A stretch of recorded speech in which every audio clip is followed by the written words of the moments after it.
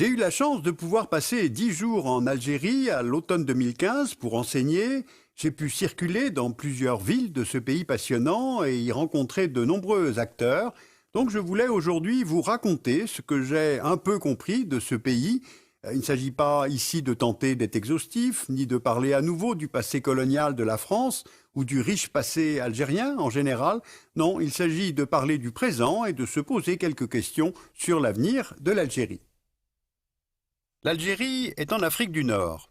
Elle a pour voisin à l'ouest le Maroc, le Sahara occidental revendiqué par le Maroc et la Mauritanie, le Mali et le Niger au sud, la Libye et la Tunisie à l'est, et le pays s'ouvre sur la Méditerranée par une vaste façade maritime.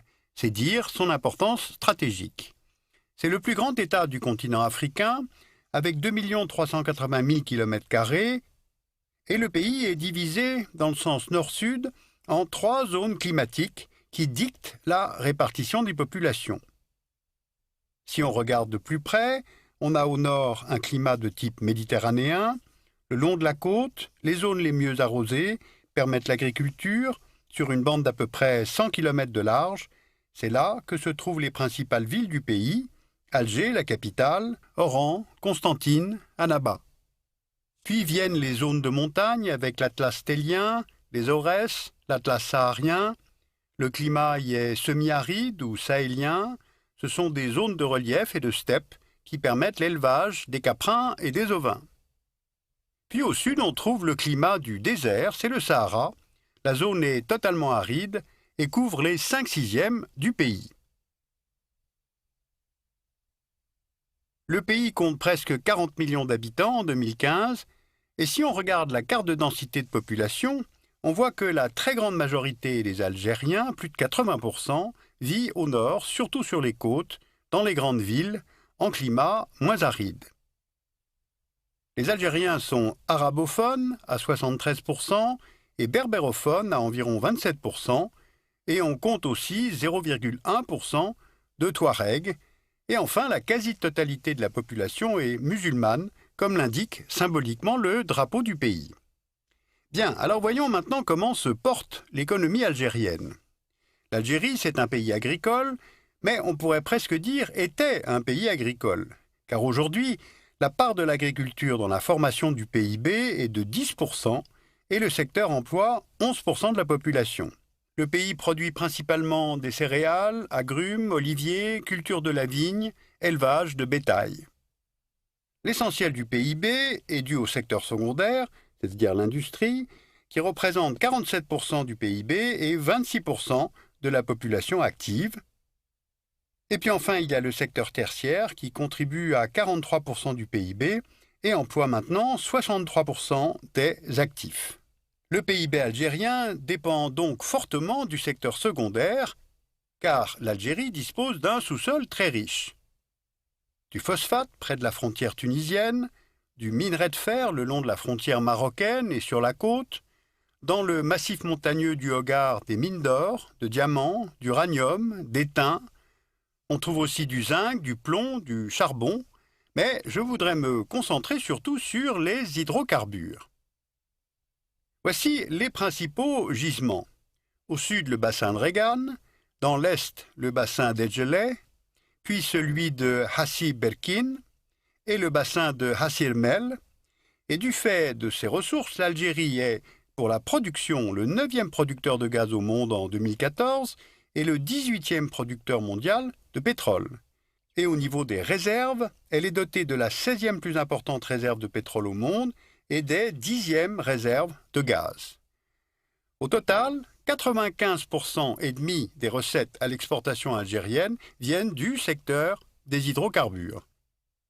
L'Union européenne achète d'ailleurs 34% de la production algérienne de pétrole et 60% de la production de gaz, ce qui en fait son premier partenaire économique. Alors tous ces chiffres pour vous faire mesurer le très haut niveau de dépendance du pays à ce seul secteur. Or, la conjoncture a changé, car on observe 3 phénomènes depuis 2014. Les exportations sont en baisse suite à la réduction de la demande européenne, du fait de la stagnation économique, mais aussi du fait du ralentissement de l'économie chinoise. Résultat, les recettes d'exportation d'hydrocarbures algériennes sont passées de 32 milliards de dollars au cours des 6 premiers mois de 2014 à 18 milliards pendant la même période en 2015. Deuxième phénomène, le prix du baril est passé de 112 dollars en juin 2014 à 45 dollars en novembre 2015 et les cours ne sont pas amenés à remonter. Et enfin, les grands gisements historiques du pays sont de moins en moins productifs. Résultat, l'Algérie ne parvient pas à boucler son budget avec un baril à 45 dollars. Elle puise dans ses cagnottes, notamment le Fonds de régulation des recettes. Les réserves de change du pays qui garantissent sa solvabilité sont passées de 179 milliards de dollars en décembre 2014 à 160 milliards en juin 2015. La balance commerciale est déficitaire depuis le début de l'année 2015 car le pays importe pratiquement tout ce qu'il consomme. Alors des économistes algériens ainsi que ceux du FMI estiment que le pays peut tenir sur ses réserves pendant 3 ou 4 ans, pas plus. Dit autrement, l'Algérie a quelques petites années pour lancer des réformes de structure et orienter la diversification des investissements. Or, ces réorientations ne semblent pas du tout à l'ordre du jour. Regardez sur ce planisphère les bassins de gaz et de pétrole de roche-mère, appelés à tort gaz et pétrole de schiste, nos sources étant les données de l'EIA. On voit que les premières ressources techniquement récupérables sont en Chine, les deuxièmes en Argentine, et l'Algérie détiendrait les troisièmes réserves mondiales, soit 20 000 milliards de mètres cubes, c'est-à-dire 4 fois plus que ces réserves de gaz naturel connues dans le pays. Voici la carte des principaux bassins de roche-mère en Algérie.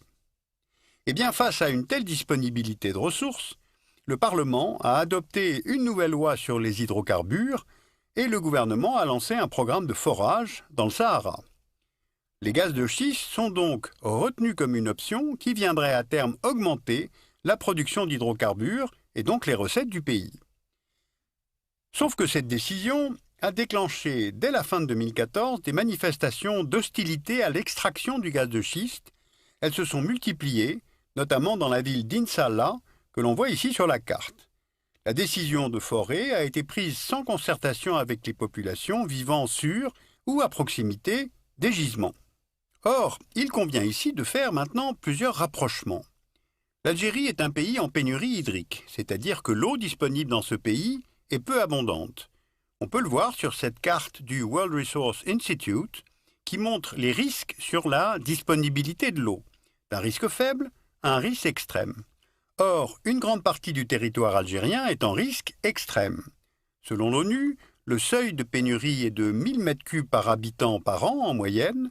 Or, la moyenne pour l'Algérie est de 600 m3 par an par personne. Maintenant, regardez ce schéma. La principale technologie utilisée à ce jour pour accéder aux roches-mères est la fragmentation hydraulique, qui requiert une énorme quantité d'eau à injecter sous pression avec des adjuvants afin de faire éclater la roche. Et cela entraîne des risques de pollution des nappes phréatiques du fait de ces adjuvants indispensables à la fragmentation. Mais en 2015, face à ces questions techniques et face à ces contestations, les autorités réaffirment avant tout les intérêts de l'État. Or, faut-il vraiment laisser se développer un tel projet sans écouter les mouvements de contestation? Car si on regarde une carte régionale, on voit que depuis quelques années, presque tous les États voisins de l'Algérie sont devenus instables. Le Mali, avec en 2012 cette tentative de former un deuxième État au sein du pays, nommé Azawad, par des mouvements touaregs et récupéré l'année suivante par des mouvements islamistes. La Libye, depuis 2011, et la chute du régime Kadhafi, où l'absence d'un projet politique a mené le pays vers la guerre civile.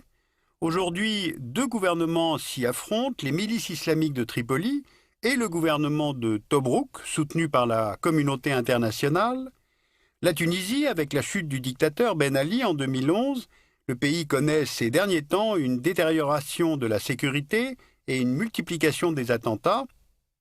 Et puis enfin, n'oublions pas que l'État islamique a annoncé qu'il allait désormais s'en prendre à l'Algérie.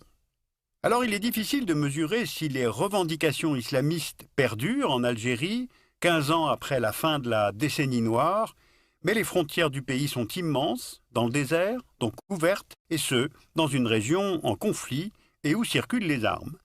La prise d'otage en janvier 2013 dans le complexe pétrolier de In Amenas rappelle la porosité du Grand Sud algérien.